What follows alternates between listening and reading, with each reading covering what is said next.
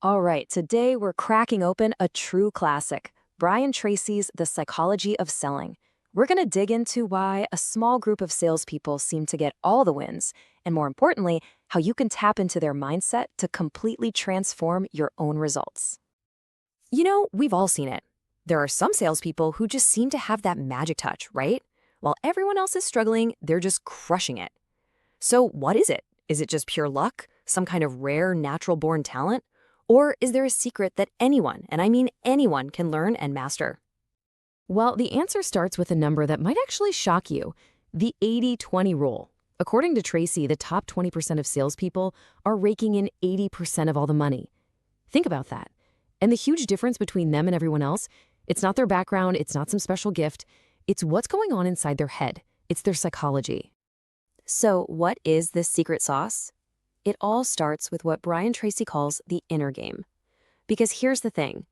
Long before you ever make a sales pitch, the single most important sale has already happened. And it's the one you make to yourself inside your own mind. The foundation of this whole inner game is your self-concept. The best way to think about it is like your internal master program. It's this bundle of beliefs you hold about yourself, and it's running in the background, subconsciously dictating your performance, your confidence, and at the end of the day, your results. And you can really see this in action when you compare the top 20% to everybody else. The top performers, they work on building high self-esteem. When they get a no, it's not personal. It's just a data point, part of the numbers game. And that belief, it fuels this unshakable persistence. On the flip side, the bottom 80% often struggle with lower self-esteem, they take rejection to heart, and well, they just give up way too easily. It really all boils down to two huge fundamental roadblocks, the fear of failure and the fear of rejection. Tracy is really clear on this. Getting over these fears isn't just a helpful tip. It's the non-negotiable price of admission into that top 20%. So once you start winning that inner game, what do you do with all that new mental energy? How do you channel it? Well, that's where you need a blueprint. Let's talk about the incredible power of writing down your goals. And look, this is way more than just kind of hoping for a good year. Tracy gives a super specific, actionable method.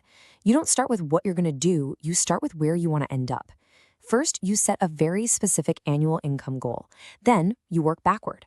You calculate the sales you'll need to hit that, you break that down into monthly and weekly targets, and finally, you figure out the exact daily activities you need to do to make it all happen. But why is physically writing it down so important? I mean, can't you just think about it? Nope. Because the physical act of writing actually programs these goals deep into your subconscious mind. It's kind of like setting a GPS for your brain. It just starts working in the background, guiding your actions, sparking new ideas, and keeping you totally locked on that target. Okay, so you've mastered your own psychology and you've got your goals locked in, but what about the person sitting across from you? The next critical piece of this puzzle is getting why people really buy things. Tracy puts it so perfectly. He says people buy products and services for their own reasons, not for the salespeople's motives. I mean, let that sink in. That's a total game changer. It means you have to stop thinking about your commission check and become absolutely obsessed with their motivation. So what are those motivations? Well, they're almost always emotional. At its very core, pretty much every single purchase is driven by one of two things, the desire to gain something or the fear of losing something.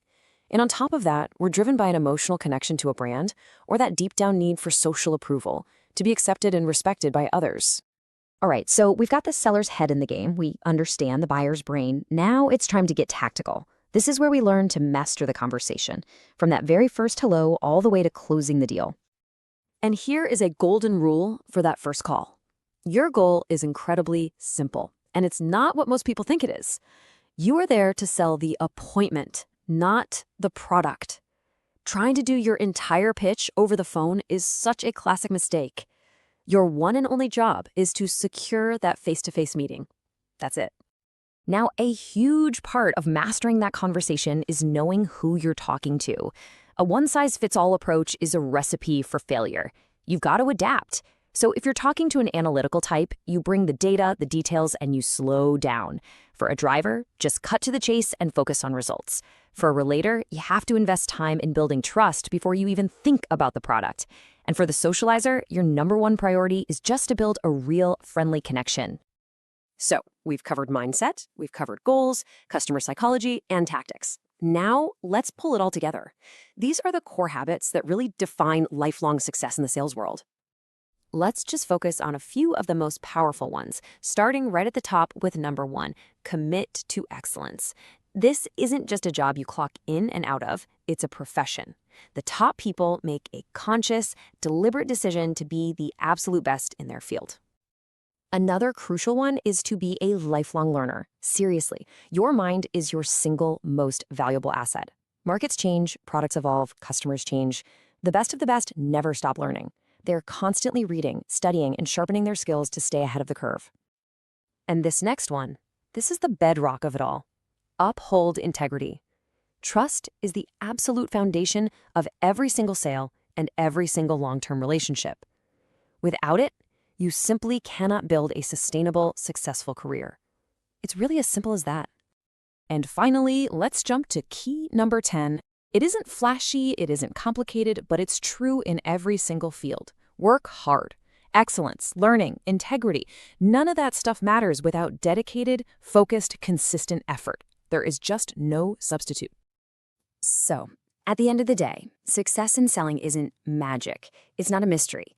It's psychology, it's strategy, and it's a set of habits that you build over time. The whole framework is right here. You have all the keys. So the only question left is, which door are you going to unlock first?